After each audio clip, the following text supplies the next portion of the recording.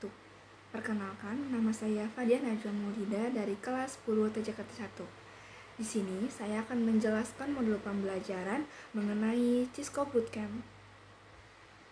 Baik, di sini saya mempunyai 6 topik pembahasan. Yang pertama itu adalah Introduction to Network, yang kedua itu adalah jenis jaringan, yang ketiga OSI dan TCP atau IP layer, yang keempat ada IPv4 address, yang kelima ada IPv6 address, dan yang terakhir Introduction to iOS, router, dan switch.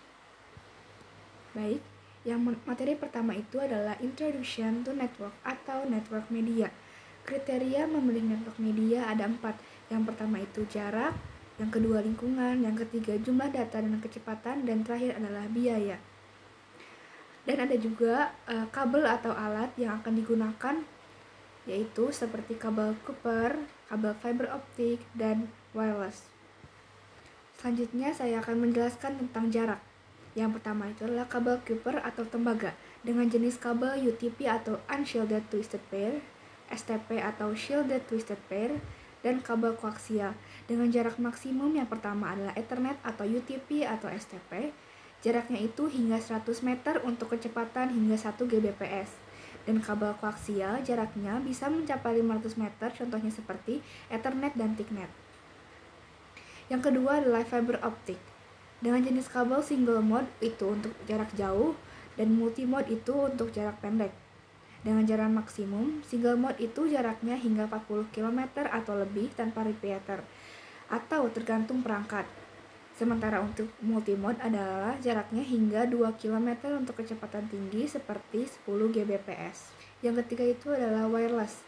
Jenis teknologinya seperti Wi-Fi, Bluetooth, microwave, satelit, atau jaringan seluler seperti 4G atau 5G.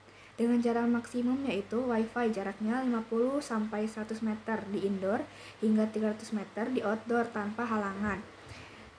Yang kedua itu adalah Bluetooth, jaraknya sekitar 10-100 meter tergantung versinya.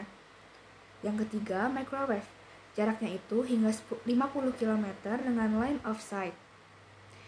Dan yang terakhir adalah 5G. Jaraknya itu bisa mencapai beberapa kilometer tergantung frekuensi dan kondisi lingkungan. Selanjutnya saya akan menjelaskan tentang lingkungan. Yang pertama itu adalah kabel Cooper atau tembaga. Lingkungannya sesuai yaitu digunakan dalam jaringan kantor, rumah, atau gedung, terutama untuk jarak pendek, maksimal 100 meter. Yang kedua itu adalah fiber optik. Lingkungannya sesuai seperti indoor dan outdoor.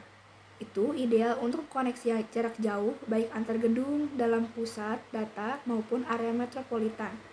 Dan yang terakhir adalah wireless.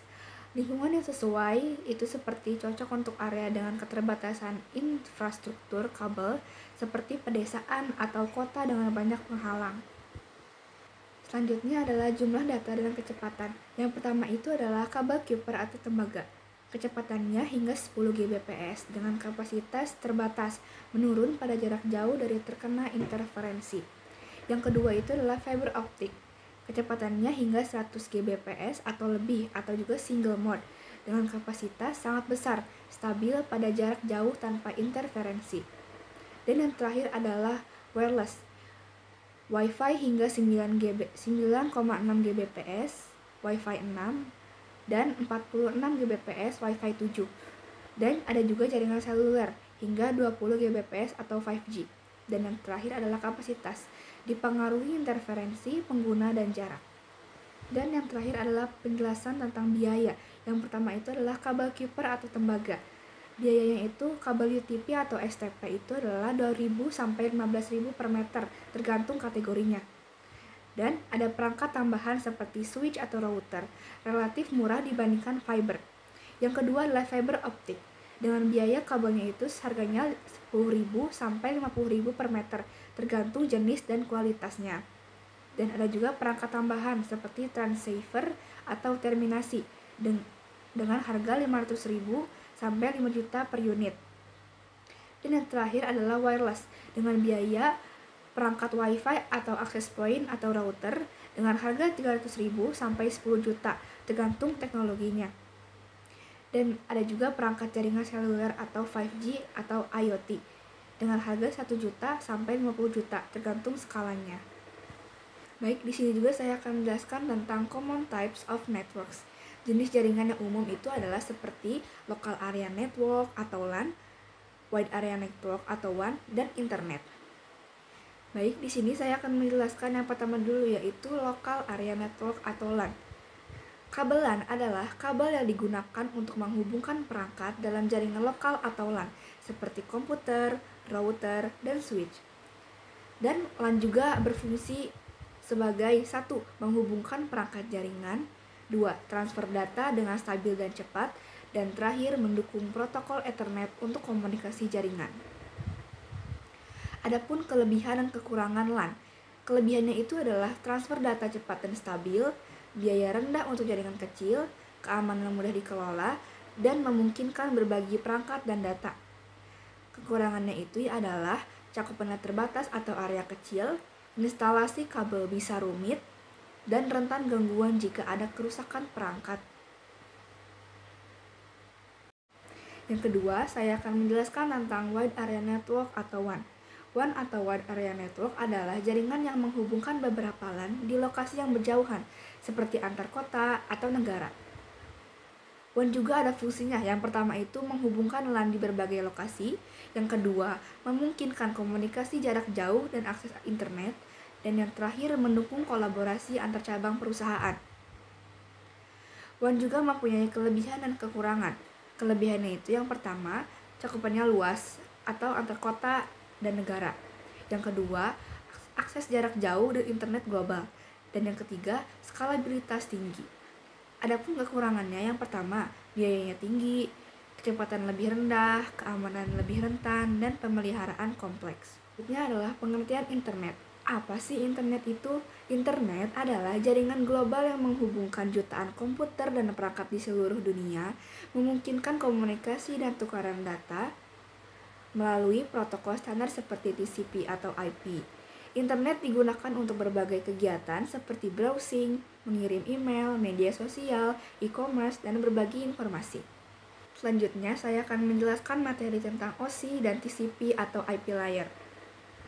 OSI ini singkatannya apa sih? OSI singkatannya adalah Open System Interconnection. Bisa dilihat dari kata depan yaitu open, artinya terbuka. Siapapun bisa pakai, mau itu Cisco, mau itu Mikrotik, dan jaringan layar lainnya. OSI ini dikembangkan pada tahun 1977. Dan OSI ini diciptakan atau dikembangkan oleh ISO. ISO ini singkatannya apa sih? ISO ini singkatannya adalah International of Standardization. Jadi, OSI ini hanya referensi belajar dan tidak digunakan secara praktik. OSI ini mempunyai 7 layer, sedangkan TCP atau IP punya 4 ke 5 layer. Nah, kemudian 7 layer ini dibagi-bagi lagi. Yang satu dimulai dari application layer, presentation, session, transport, network, data link, dan physical. Selanjutnya, saya akan menjelaskan tentang TCP atau IP. TCP atau IP layer dikembangkan pada tahun 1970 oleh IETF. OSI atau TCP IP layer, perbedaan dengan OSI adalah OSI tidak secara praktik, sedangkan TCP IP secara praktik. Kalau di OSI itu, layer 765 itu dipisah, tapi TCP IP itu digabung menjadi application. Untuk layer 4 adalah net transport. Transport itu dipisah karena nanti ada informasi tambahan lagi yang nggak ada di application layer. Kemudian ada network. Nah, yang data link ini awalnya digabung di TCP IP, tetapi menjadi dipisah. Di sini saya akan menjelaskan tentang binary dan desimal. Misalkan 377 desimal. Jawabannya itu adalah ini 101111001. Gimana cara menghitungnya? Ini binary, itu bilangannya 2, 0, dan 1. Cara ubahnya gimana dari desimal ke binary? Caranya tinggal dibagi saja, misalkan 377 dibagi 2. itu sebenarnya hasilnya koma. Hasilnya dari 377 dibagi 2 adalah 188,5. Rulesnya itu sederhana. Dari hasil ini, angka berapapun di belakang koma, hasilnya 1. Dan jika hasilnya itu tidak ada koma, hasilnya adalah 0. Konsepnya sama sampai akhir. Lalu urutkan dari bawah. Nah, selanjutnya di sini ada bentuk desimal ke binary. Misalkan dalam format IP address seperti ini. 192 bentuknya seperti ini. Seperti ini, seperti ini, seperti ini. Dari desimal ke binary itu diubah. Selanjutnya itu pengertian dari network, host, and broadcast addresses. Network addresses adalah address pertama dalam range IPv4.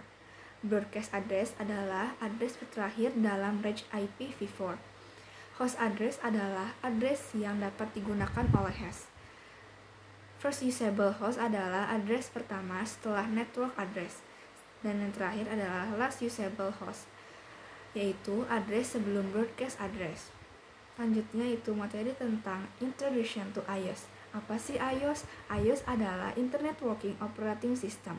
Istilah yang berbeda dan biasanya merujuk pada sistem operasi yang digunakan pada perangkat jaringan seperti router dan switch yang dibuat oleh Cisco System. Cisco iOS atau Internet Working Operating System digunakan pada perangkat jaringan seperti router dan switch. Lalu fokus pada pengelolaan lalu lintas jaringan seperti routing, switching, keamanan, dan lain-lain. Dan juga dikembangkan oleh Cisco System untuk infrastruktur jaringan. Dan ada juga cara kita mengakses perangkat Cisco. Itu ada 3 cara. Yang pertama adalah pakai konsol. Nah, ini kita butuh kabel untuk colok ke perangkatnya. Kemudian ada 2, yaitu SSH dan Telnet. Ini disebut sebagai remote connection. Selanjutnya saya akan menjelaskan tentang flash, RAM, dan NVRAM. Flash itu adalah tempat menyimpannya iOS, sementara RAM adalah tempat menyimpan konfigurasi yang sedang berjalan atau running config. Dan ada juga NVRAM. NVRAM adalah tempat menyimpan konfigurasi utama akan di-load ketika perangkat booting atau startup config. Ini itu saja yang bisa saya jelaskan. Mohon maaf apabila ada kesalahan. Wabillahi taufiq wal hidayah. Wassalamualaikum warahmatullahi wabarakatuh.